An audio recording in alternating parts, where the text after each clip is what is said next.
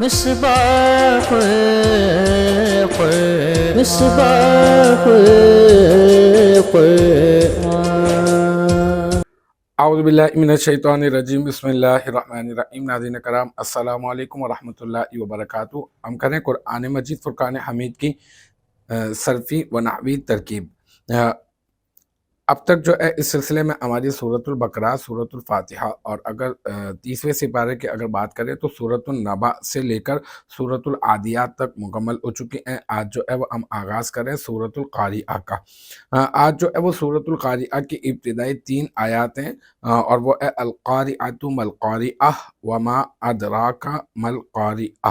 ٹھیک ہے، یہاں پر القاریۃ یہ جو ہے آپ اس کو تو پہلے معرفہ مبتدا بنا دیں، معرف باللام ہے، پھر اس کے بعد ما القاریہ میں ما جو ہے اس میں استفہام، اس کو آپ بنا دیں مبتدا، اور پھر القاریۃ یہ بن جائے گا خبر، پھر مبتدا اپنے خبر سے مل کر جملہ اسمیہ خبریہ ہو کر یہ بن جائے گا پہلے والے مبتدا کی خبر، اور پھر مبتدا اپنے خبر سے مل کر جملہ اسمیہ خبریہ ہو جائے گا۔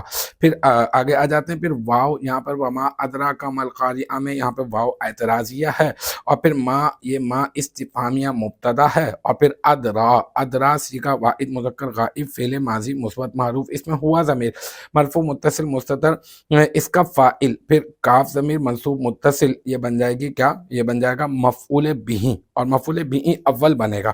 پھر آگے ما القاریۃ کی بات کریں تو یہاں پہ ما استفہامیہ مبتدا اور القاریۃ وہ اس کی خبر، پھر مبتدا اپنی خبر سے مل کر جملہ اسمیہ خبریہ ہو کر مفرد کی تعویل میں ہو کر اب یہ ادرا فعل کا مفعول بہ ثانی بن جائے گا۔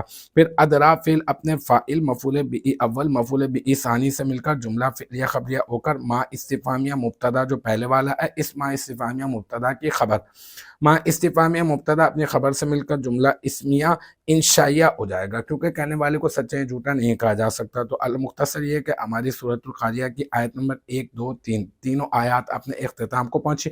مجھے امید ہے یہاں تک کی جو بات ہے وہ آپ کی سمجھ میں آ گئی ہوگی۔ انشاءاللہ تبارک و تعالی نیکسٹ ٹائم اگلی ویڈیو اگلی کلاس کے ساتھ ملاقات ہوگی۔ جب تک آپ اپنا بہت خیال رکھیے گا۔